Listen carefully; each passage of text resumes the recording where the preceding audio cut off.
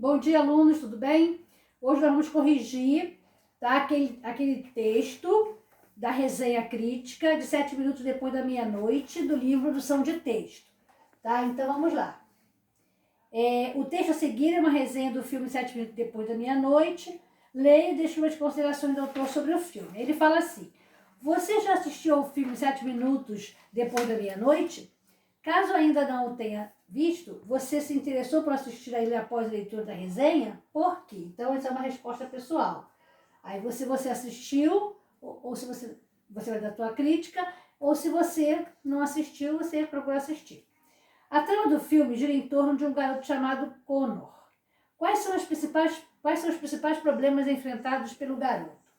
A aceitação de que sua mãe está morrendo em decorrência de um câncer, o bullying na escola e a falta de relação afetiva com o pai, que mora longe, e a avó severa e nada carinhosa. Que acontecimento contribui para que Connor aprenda a lidar com seus desafios? As conversas com a monstruosa árvore, acontecimento que ocorre em seus sonhos. Na resenha, afirma-se que Connor era velho demais para ser criança e muito novo para ser um homem. Por que, segundo o autor, a idade do menino contribui para sensibilizar o espectador? Porque o menino, diante da possibilidade de perder a mãe, irá ficar desamparado, já que, supostamente, não poderia contar nem com o pai que mora longe, nem com a avó com quem não se relaciona bem. Número 4. O que o título do filme 7 minutos depois da meia-noite sugere? A hora em que o monstro aparecia para conversar com o menino, 7 minutos depois da meia-noite. Era essa hora que ele conversava com a árvore, né? Explorando a resenha.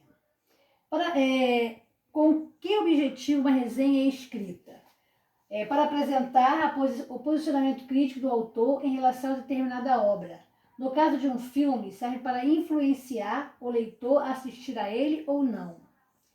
2. Com que intenção as pessoas leem resenhas? Com a intenção de conhecer a opinião da crítica sobre determinada obra e decidir, neste caso, se quer assistir ou não ao filme. 3. Em relação ao veículo de circulação da resenha, responda as questões. Onde a resenha lida foi publicada? Como você percebeu isso? Em um site da internet. É possível concluir isso pela fonte do texto apresentado ao final. Letra B. Em que outros veículos as resenhas podem ser divulgadas? As resenhas também podem ser divulgadas em revistas, jornais, folhetos, catálogos, entre outros. Número 4. A que público as resenhas de filmes costumam interessar? A pessoa que aprecia um cinema. As pessoas, né? Deixa eu botar essa aqui, peraí. As pessoas que apreciam cinema. Número 5. Além de filmes, o resenhista pode analisar que outros tipos de obra. Qualquer obra artística que precise ser divulgada, como livros, CDs, peças de teatro, espetáculos de dança, exposições de artes e shows. Aqui está falando sobre o resenhista. O resenhista é a pessoa que expressa sua opinião sobre algo, pode ser um filme, um livro ou outros objetos culturais. O resenhista também é chamado de crítico. Então vamos para o 6. Com que objetivo o resenhista cita outros filmes do mesmo diretor? Para contextualizar o leitor sobre outras obras do diretor, de modo a situar a obra resenhada em relação ao seu conjunto de obras, mostrando que ela também apresenta qualidades. Vamos para o 7. Embora o resenhista aponte aspectos positivos em relação ao filme, ele menciona alguns pontos negativos. Preencha o quadro a seguir indicando de que forma Diogo Rodrigues de Manassés avalia cada um dos itens apresentados na primeira coluna. Então vamos lá. Diretor de arte. Pontos positivos. Construção do cenário e a caracterização dos personagens. Desempenho dos atores. Positivo. Voz imponente, olhar edificante, de Leon Nelson, monstro. Atuação de Leves, McDowell. Negativo. Atuações de Toby Kebbell e Sigourney Weaver. Diretor. Positivo. Evoluiu em relação ao último trabalho, não incluindo clichês na trama e apresentando momentos que sugerem destruição do escapismo infantil. Efeitos visuais. Positivo. Ótimos efeitos visuais, o que é o ápice visual do filme. Número 8. Que argumentos o resenhista usa para justificar o monstro como o aspecto mais marcante do filme? O resenhista cita alguns aspectos para concluir essa afirmação, como a voz e os olhos expressivos do ator Liam Neeson. Vamos lá, agora reúne-se com um colega e escolha um filme de que vocês gostem muito. Depois selecione um dos aspectos a seguir e produza um comentário para fazer parte de uma resenha do filme. Então vocês podem fazer, vocês se comunicam, né? Então vocês podem aí, vocês escolher e fazer aí esse trabalho aí que é pessoal, né? Você e do seu colega. Mas vamos para o número 10. Geralmente, os títulos das resenhas evidenciam a apreciação do resenhista em relação ao objeto tratado. O título da resenha lida sugere uma apreciação positiva ou negativa em relação ao filme. Explique. Sugere uma apreciação positiva, pois já antecipa implicitamente que o filme evita clichês. Letra B. Que expressões empregadas no título reforçam essa apreciação por parte do resenhista? As expressões drama sem melodrama pressupõe que, de forma geral, os dramas são melodramas. E tragédia sem comédia pressupõe que nas tragédias há comédia. Essas expressões em destaque mostram que a obra rompe com os clichês comuns aos gêneros citados. Número 11. Releia alguns trechos da resenha e observe as expressões em destaque. Por sua vez, o monstro é uma atração à parte. Lições edificantes ainda que duras. Ótimos efeitos visuais e a voz imponente de Liam Neeson.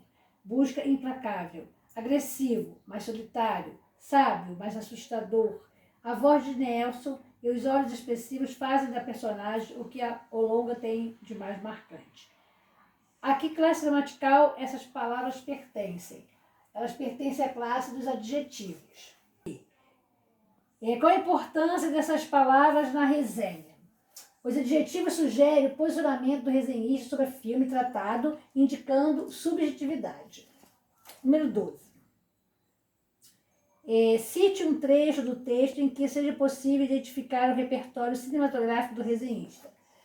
O monstro acompanha o design da produção sombrio em viés diverso do de Tim Burton, afastando-se do carisma e da simpatia de Groton, Guardiões da Galáxia.